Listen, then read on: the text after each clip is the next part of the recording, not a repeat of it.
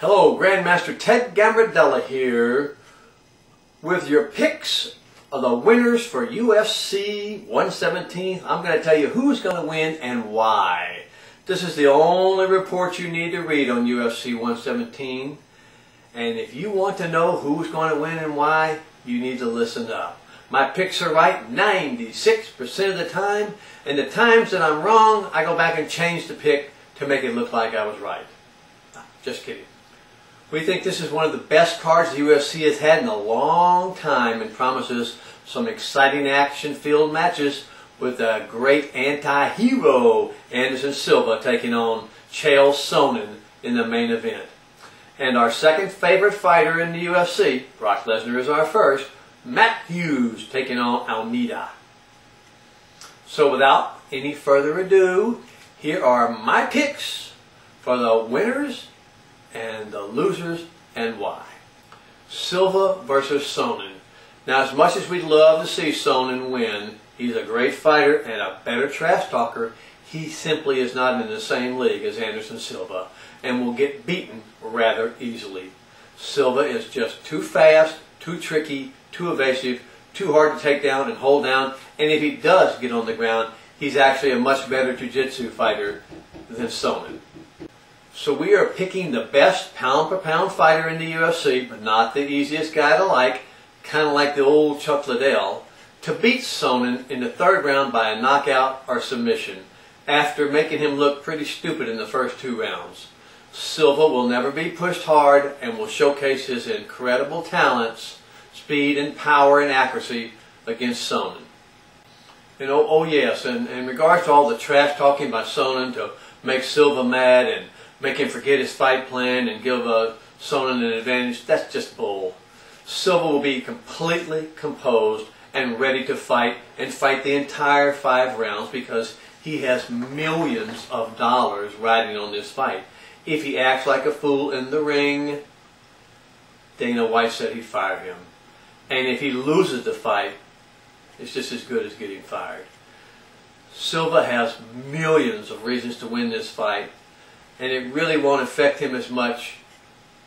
It really will affect him a lot more to lose it than it would for Sonnen to lose, because Sonnen will get some more chances. So we're picking Anderson Silva to win this fight in the 3rd round. And it really won't even be a close fight. Fitch versus Alves. Fitch will win again.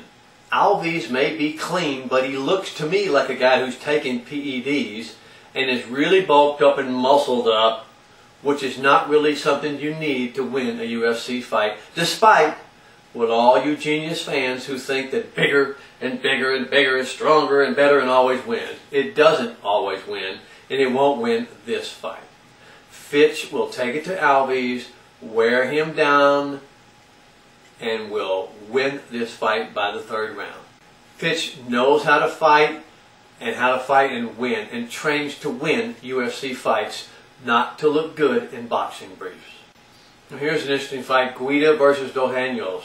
We don't know a lot about Dos Anjos, but we do know a lot about Guida, and he is one tough, bad dude who is going to take it to Dos Anjos and punch it out, roll it out, wear him out, and get a split decision. We don't see this fight being a knockout by Guida or Dos Anjos.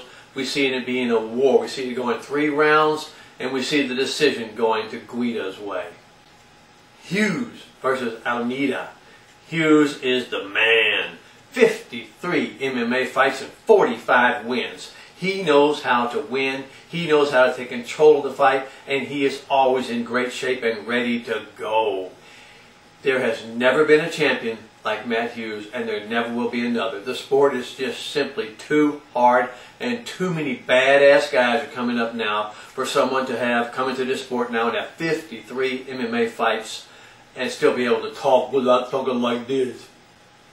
Matt Hughes is a phenomenon, just like the great BJ Penn, and he is going to take it to Almeida, and he is going to beat him down, take him on the ground, and beat him up. I think he's going to win by putting him in the famous Matt Hughes side control crucifix and pound his head like he did Hoist Gracie.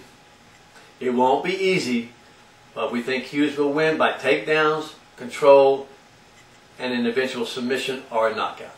Nelson versus Dos Santos.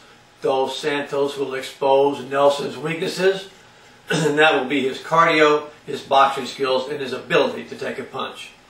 Nelson is on a big winning streak against big losers, like Kimbo Slice and a few of the other fighters on The Ultimate Fighters.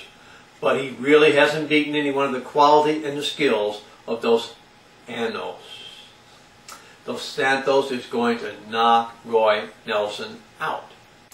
The only chance Nelson has against Dos Santos is to take him down and hold him down with his 275 pounds of fat and a little muscle, wear him out and beat him.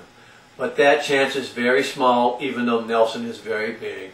We are picking Dos Santos, but we could be wrong. Nelson actually could win and get a shot to fight Brock Lesnar and get his butt really kicked.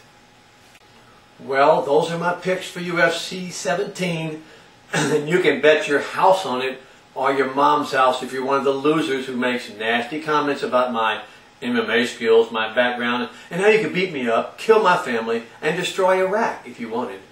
But you'll be wrong again, and you'll have to go back to playing World of Warcraft on the weekends in between watching UFC fights and dreaming you could actually step into a ring instead of a police lineup.